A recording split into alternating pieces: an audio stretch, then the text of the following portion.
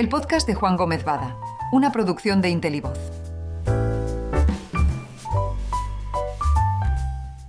¿Se han vuelto inmunes los mercados a la guerra? Uno de los fenómenos que más desconcierta a los inversores, sobre todo en sus primeros años, es la aparente indiferencia de los mercados financieros ante guerras, atentados o catástrofes naturales. Estalla un conflicto en Oriente Medio.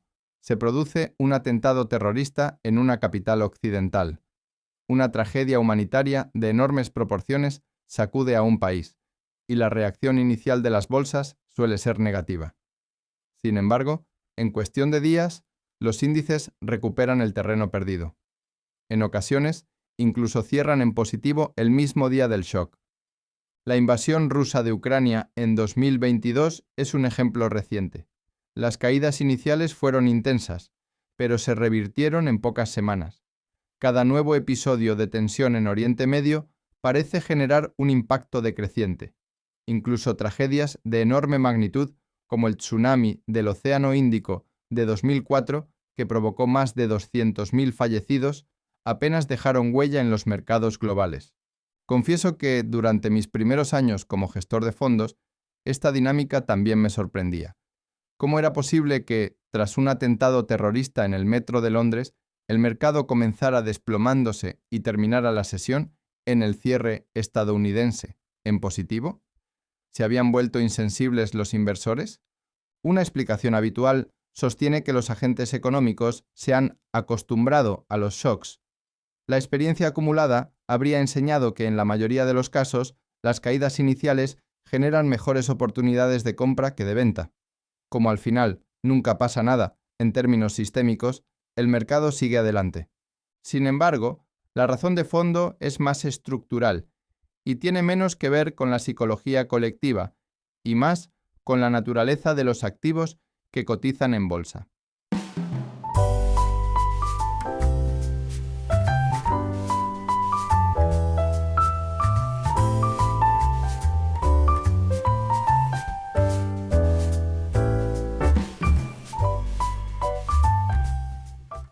Los mercados financieros no son un termómetro moral ni un indicador directo del sufrimiento humano.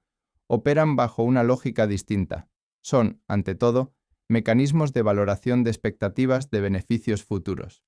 Cuando analizamos el impacto de una guerra como la actual en Oriente Medio, debemos preguntarnos, ¿en qué medida altera de forma relevante y duradera la capacidad de las empresas cotizadas para generar beneficios? La mayoría de las grandes compañías que forman parte de los índices occidentales tienen una exposición directa limitada a las economías en conflicto. Desde el punto de vista estrictamente financiero, el conflicto afecta a una fracción relativamente pequeña de los ingresos agregados del mercado global. Incluso en el caso de las empresas más vinculadas a la región, principalmente del sector energético, el impacto no suele traducirse en una destrucción permanente de valor. Puede haber interrupciones temporales de actividad, pero también, una vez finalizado el conflicto, un repunte de la demanda y un aumento del trabajo pendiente.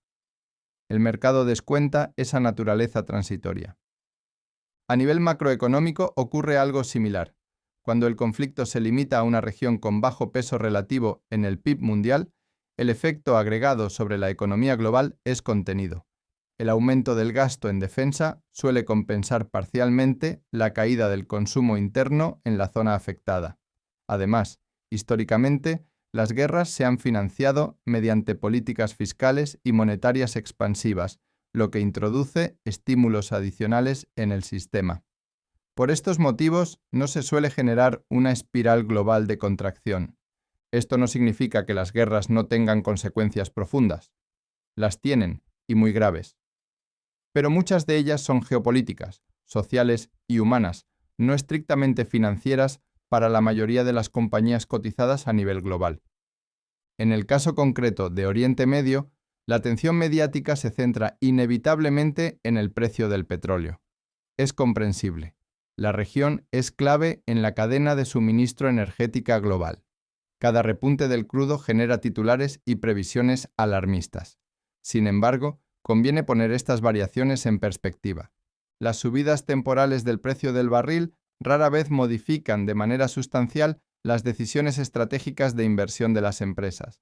Los planes industriales, las decisiones de contratación o las inversiones en capital fijo no se rediseñan por movimientos coyunturales de unas semanas o meses.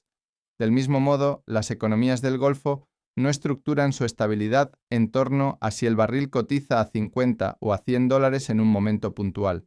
Les preocupan cuestiones mucho más fundamentales: la seguridad, la estabilidad política, el acceso a bienes esenciales y la continuidad de su capacidad productiva y exportadora.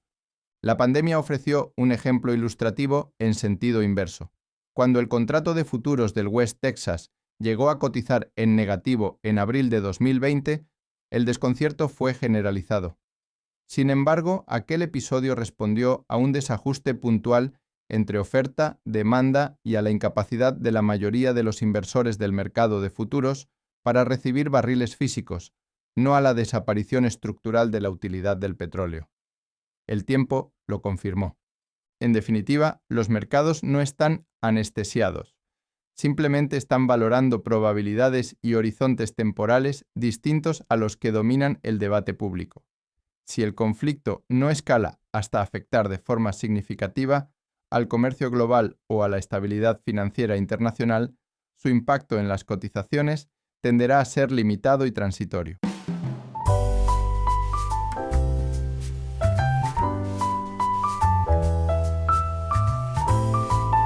El podcast de Juan Gómez Bada, una producción de Intelivoz.